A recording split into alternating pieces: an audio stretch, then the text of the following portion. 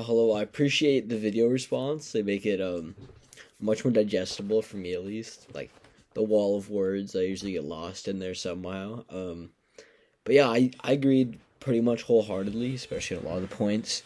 I also thought it was just like really goofy that modern authors, novelists, or what to call them, like stray away from extreme weather events because it's unrealistic. It's like, dude, every year we have crazy stuff, like Seattle, even like a very moderate climate place, like very moderate. Everyone here knows like an impending earthquake is very probable and likely. So if an author were to like include that in a book, I feel like most people wouldn't really care, or even something that's happened, just like crazy amounts of smoke or a huge forest fire taking a house.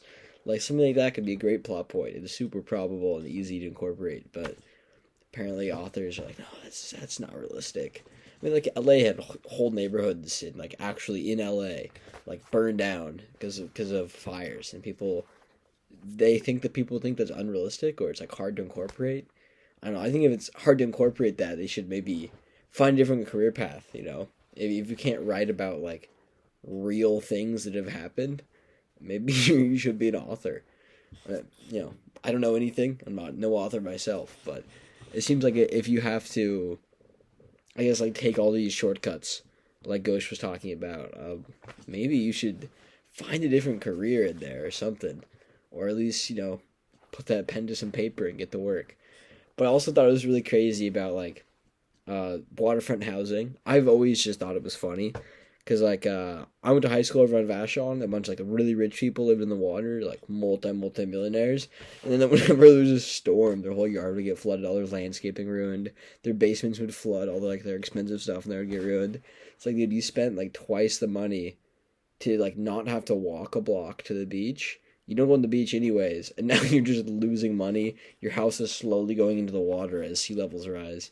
I always just think it's kind of funny that the most expensive properties are the most susceptible to climate change, and then the richest people that own those properties contribute the most to climate change. It's just kind of, I don't know. I just thought that little tidbit's funny. And then the Japan example with like those stone markers, they just built a nuclear reactor like in a zone that they know like have historically known they should not build there. It's just kind of wild to me.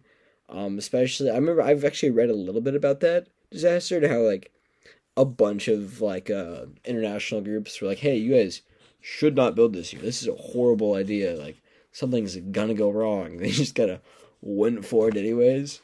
Yeah, I thought that was pretty whack and kind of interesting. Not necessarily funny. Obviously, it was a huge disaster that huge ecological impacts. It's just like, really, guys, we dropped the ball on this one. Like, people 500 years ago knew not to do this, but you guys were just, oh, we know better now, and just went for it. I thought it was pretty wild.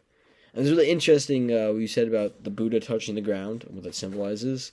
I kind of wish Ghosh had talked more about that because it seemed like a really interesting point and pretty significant. And from my recollection, which is very poor of the reading. I did not remember that being in there towards the end. I reread that section too, like once or twice, because it seemed really interesting. I also looked it up.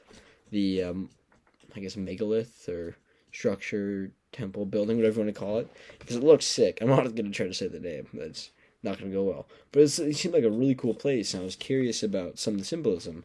Because I was wondering if like it was touching the hand intentionally, or if like the ground rose, as like trees die, leaf fall, ground rises. But I looked at the structures and other pictures, and they seemed to be like foundations were still at ground level and seemed to be like well maintained. So I was interested if there was some cool symbolism there, and obviously there would be. I mean, they're not going to build it with none, but it was nice for to fill me in what that meant. I was appreciative of that.